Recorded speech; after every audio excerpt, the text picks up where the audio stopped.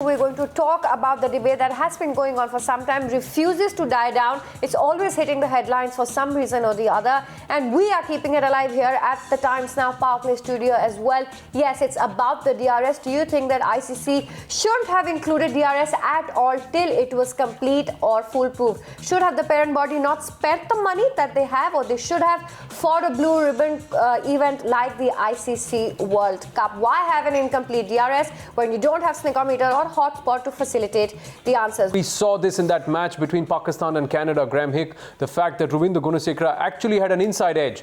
The field umpire had heard it. That's why he said not out. But the replays were inconclusive, and that's why the third umpire overturned the decision and he said you were out.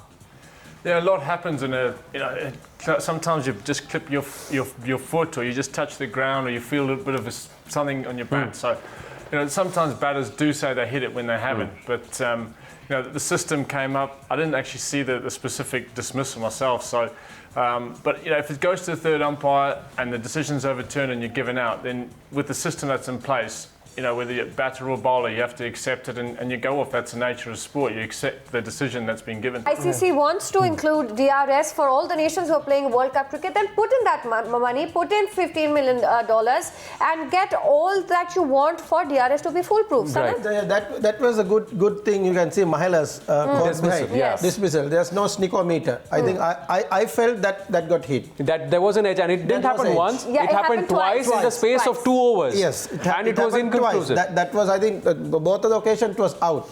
So I don't know why they are not using this full facilities. That the hotspot is you badly need in this, but they have used for Ashes or other bilateral series and other series. The World Cup is very important. I don't know the funding of this, and I don't know whether the Australian and the England board said we will put something towards it or not. No. So we don't know how does the funding work. Is it purely RCC? Purely television, some of the boards got to contribute. Very simple question, and I'm going to put this across to Arun Lal. Lal, what I want to ask you is, if they can spend $30 million on an opening ceremony, why can't they cough up even half the amount to make sure that you don't have such incomplete systems in place?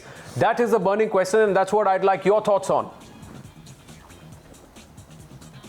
I absolutely agree with you, Anand, and in fact, if they make some effort, they can even find a sponsor for a hotspot. Every time the hotspot is referred to, you could have a bug of a sponsor. It's not such an insurmountable problem when we see the figures. And like you said, this particular tournament it's really worth it. And in future, I'm sure that they're going to have it.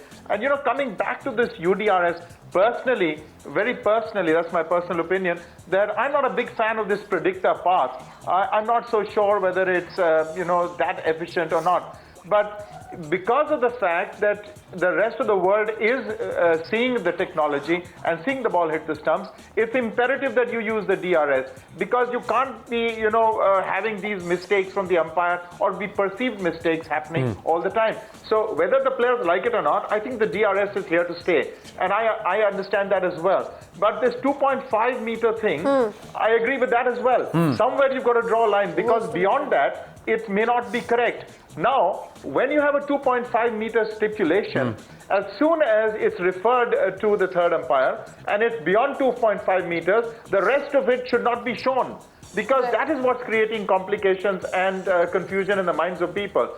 Once it's like a no ball. If it's a no ball, the rest doesn't matter. So here, if it's beyond 2.5 meters, then the on-field decision stands and the rest is not even shown.